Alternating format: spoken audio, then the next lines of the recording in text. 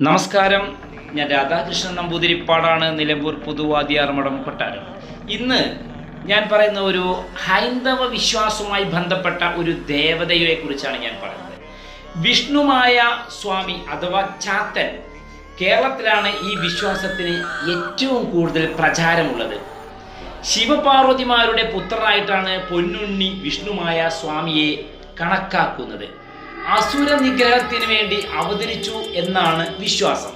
എന്നാൽ താന്ത്രിക ബുദ്ധമതത്തിൽ നിന്നുണ്ടായ ദേവതയാണ് ശ്രീ ചാത്തൻ എന്നും ഇത് ശാസ്താവ് എന്നതിൻ്റെ ഗ്രാമ്യമാണെന്നും അഭിപ്രായമുണ്ട്. പോത്തിന്റെ പുറത്ത് കുറുവടിയുമായിരിക്കുന്ന ഒരു ബാലന്റെ രൂപമാണ് ശ്രീ വിഷ്ണുമായ ചാത്തൻ്റേത്. ഉഗ്രമൂർത്തിയാണ്. ചേക്കുട്ടി, പറക്കുട്ടി തുടങ്ങിയ മറ്റു ചാത്തന്മാർ വിഷ്ണുമായ ചാത്തന്റെ സഹോദരങ്ങളാണ്. വിഷ്ണുമായ എന്ന ഈ കുഞ്ഞുമൂർത്തിയെ ആരാധിക്കുന്നവർക്ക് സകലമാന ഐശ്വര്യവും ശ്രേയസ്സും മൂർത്തി തന്നെ പ്രദാനം ചെയ്യുന്നതും വാക്കിന് വ്യവസ്ഥ പാലിക്കുന്ന മൂർത്തിയായും അറിയപ്പെടുന്നു. വിഷ്ണു ചൈതന്യമൂർത്തി ആര് എന്താവശ്യപ്പെട്ടാലും ചെയ്തു തരുന്നതായും ഉപാസനയുള്ളവർ വിളിച്ചാൽ അപ്പോൾ തന്നെ അവരിൽ വരുന്നതെന്തും ചിലർ രൂഢമൂലമായി കരുതിപ്പോരുന്നു.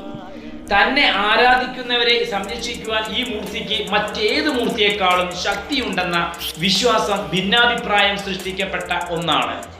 കണ്ണങ്കേരി ഇല്ലം എന്ന നമ്പൂതിരി തറവാട്ടിലെ ഭദ്രകാളി ദേവാലയത്തിൽ ആദ്യമായി വിഷ്ണുമായ മൂർത്തി സ്വയം എത്തി തന്നെയും ദേവിയുടെ കൂടെ ചേർക്കണം എന്നും എന്നാൽ കുടുംബത്തിൽ ഐശ്വര്യം താൻ കൊണ്ടുവരും എന്നും പിൻകാലത്ത് തന്നെ ആരാധിക്കുന്ന പരമ്പരയ്ക്ക് ഒരു പ്രശ്നം വരുമ്പോൾ കൂടെ നിൽക്കാമെന്നും വാക്കുകൊടുത്തു എന്നും പിന്നീട് ഗൗഡ സാരസ്വത ബ്രാഹ്മണരിലെ ഒരു ബ്രഹ്മചാരിയായ ഒരു യാത്രികൻ ഈ ഇല്ലത്തോടൊപ്പം 5 മൂർത്തികളെയും ഉപാസിച്ച് ഏറ്റെടുത്തതായും അദ്ദേഹത്തിന്റെ സഹോദരന്റെ മക്കളും അവരിലെ ചിലർ ഇന്നും ഒരു കുടുംബക്ഷേത്രമായും ആരാധിച്ചു പോരുന്നതുമായതും പഴമക്കാർ വിശ്വസിക്കുന്നുണ്ട്.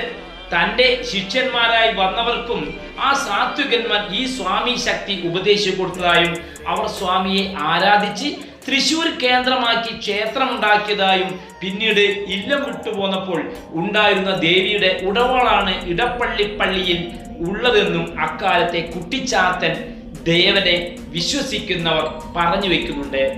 പരമശിവൻ വനത്തിൽ വേട്ടയാടാൻ പോയപ്പോൾ വനത്തിൽ നിന്നും മധുരമായ ഒരു സ്ത്രീ ശബ്ദം കേൾക്കുകയുണ്ടായത്രേ. ശബ്ദത്തിന്റെ ഉടമയെ തേടിയപ്പോൾ കൂളിവാക എന്ന സുന്ദരിയായ സ്ത്രീയെ കാണുകയുണ്ടായി. അവളുടെ സൗന്ദര്യത്തിൽ ഭ്രമിച്ച് പരമശിവൻ വേഴ്ചയ്ക്ക് ആഗ്രഹിച്ചു. പരമശിവന്റെ ആഗ്രഹം മനസ്സിലായ കൂളിവാക ഭയപ്പെടുകയും അവളുടെ ഇഷ്ടദേവിയായ പാർവതിയെ പ്രാർത്ഥിക്കുകയും ചെയ്തു. കാര്യം മനസ്സിലായ ശ്രീ പാർവതി അവളുടെ മുന്നിൽ പ്രത്യക്ഷയായി. ഭയപ്പെടേണ്ടെന്നും ഇത് അവളുടെ യോഗമാണെന്നും പറഞ്ഞു. മാത്രമല്ല കൂളിവാക മുജ്ജന്മത്തിൽ ശ്രീ പാർവതിയുടെ തോഴിയായിരുന്നുവെന്നും പറഞ്ഞു. മുജ്ജന്മത്തിൽ കൂളിവാക ബാലഗണേശനെ ശ്രീ പാർവതി അറിയാതെ മുലയൂട്ടുകയുണ്ടായി. ഇതറിഞ്ഞ പാർവതി കൂളിവാകയെ അടുത്ത ജന്മത്തിൽ ചണ്ടാളകുലത്തിൽ ജനിക്കുവാൻ ശപിക്കുകയുണ്ടായി. ശാപം കിട്ടിയ കൂളിവാക കരഞ്ഞുകൊണ്ട് ശ്രീ പാർവതിയുടെ കാൽ പിടിച്ച് ക്ഷമ ചോദിക്കുകയുണ്ടായി. കോപം മാറിയ ശ്രീ പാർവതി കൂളിവാകയോട് പറഞ്ഞു, അടുത്ത ജന്മത്തിൽ നിനക്ക് ശ്രീ പരമേശ്വരന്റെ പുത്രനെ മുലയൂട്ടി വളർത്താൻ ഭാഗ്യമുണ്ടാകും എന്ന് വരം നൽകി. മുജ്ജന്മ കഥ പറഞ്ഞ ശേഷം കൂളിവാകയോട് വീട്ടിലേക്ക് ഭയം കൂടാതെ പോകാൻ പറഞ്ഞു. അതിനുശേഷം ദേവി വേഷം മാറി കൂളിവാകയായി മാറി ശ്രീ പരമേശ്വരന്റെ അടുത്തേക്ക് പോവുകയും വേഴ്ചയിൽ ഏർപ്പെടുകയും ചെയ്തു. അതിൽ നിന്ന് 400 കുട്ടികൾ ഉണ്ടാവുകയും ചെയ്തു. അതിൽ മൂത്ത കുട്ടിയാണ് കരിങ്കുട്ടി. ഈ കുട്ടിയെ കരിങ്കുട്ടി ചാത്തൻ എന്നും വിളിക്കുകയുണ്ടായി. നല്ലതും പൊട്ടയുമായ ഒരുപാട് ചാത്തന്മാർ വേറെയും ഉണ്ടായിരുന്നു. പറക്കുട്ടി, അറുകൊല, കറുത്തച്ഛൻ, മുക്കച്ഛൻ, മൂക്കൻ, കാപ്പിരി മുത്തപ്പൻ, കുരുടി, അതുപോലെ തന്നെ കരിങ്കണ്ണൻ എന്നിങ്ങനെ അനേകം ചാത്തന്മാർ ഉള്ളതായി വിശ്വസിക്കപ്പെടുന്നു. ഇവരിൽ ഏറ്റവും ഇളവനായ ചാത്തനാണ് വിഷ്ണുമായ.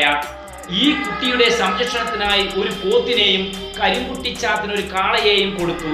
ശ്രീ പാർവതി ഈ 2 കുട്ടികളെയും കൂളിവാകയെ ഏൽപ്പിക്കുകയും ചെയ്തു. കുട്ടി കൂളിവാകയുടെ സംരക്ഷണത്തിൽ അങ്ങനെ വളർന്നു. ഇവർക്ക് പല അത്ഭുത ശക്തികളും ശിവനും പാർവതിയും നൽകുകയുണ്ടായി. ചാത്തന്മാർ പലതരത്തിലുള്ള സഹായങ്ങളും അത്ഭുതങ്ങളും കാട്ടി ആ ഗോത്രത്തിൽ കഴിഞ്ഞു വന്നു.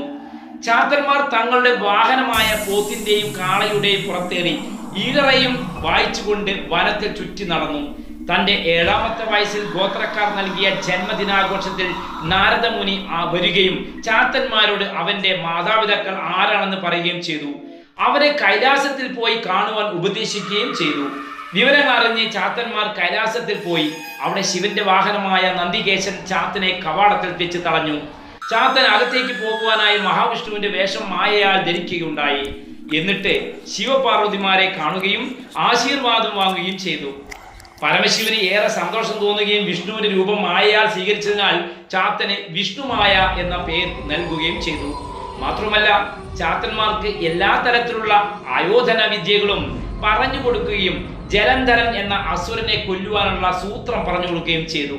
പിന്നീട് ചാത്തൻ 3 ലോകങ്ങളും കീഴടക്കിയ ജലന്ധരനെ പോരിന് വിളിക്കുകയും ചെയ്തു. തുടർന്നുണ്ടായ യുദ്ധത്തിൽ ചാത്തൻ മഹാവിഷ്ണുവിന്റെ ആയുധമായ സുദർശന ചക്രത്തിന്റെ രൂപം കൊള്ളുകയും ജലന്ധരനെ വധിക്കുവാനായി പിന്നാലെ പോകുകയും ചെയ്തു. ജലന്ധരൻ 3 ലോകത്തും പലയിടത്തും ഓടി ഒളിക്കാൻ തുടങ്ങി. അവസാനം കടലിൽ ഒളിച്ചു. പിന്തുടർന്നു വന്ന സുദർശന ചക്രത്തിന്റെ ജ്വാലയാൽ കടൽ ജലം തിളയ്ക്കാൻ തുടങ്ങി. ചൂട് സഹിക്കാൻ വയ്യാതെ കടലിൽ നിന്നും പുറത്തു വന്ന ജലന്ധരൻ വധിക്കപ്പെടുകയും ചെയ്തു. സന്തോഷഭരിതമായ ദേവന്മാർ ചാത്തനെ സ്വർഗലോകത്തേക്ക് കൊണ്ടുപോവുകയും അവിടെ താമസിക്കുവാൻ നിർബന്ധിക്കുകയും ചെയ്തു. പക്ഷെ തനിക്ക് പഴയ ആദിവാസി ഗോത്രവർഗക്കാരോടൊപ്പം താമസിക്കാനാണ് താല്പര്യം എന്ന് പറഞ്ഞുകൊണ്ട് അദ്ദേഹം തിരിച്ചു പോവുകയും ചെയ്തു. ഇതാണ് ഈ കഥയുടെ സാരാംശം.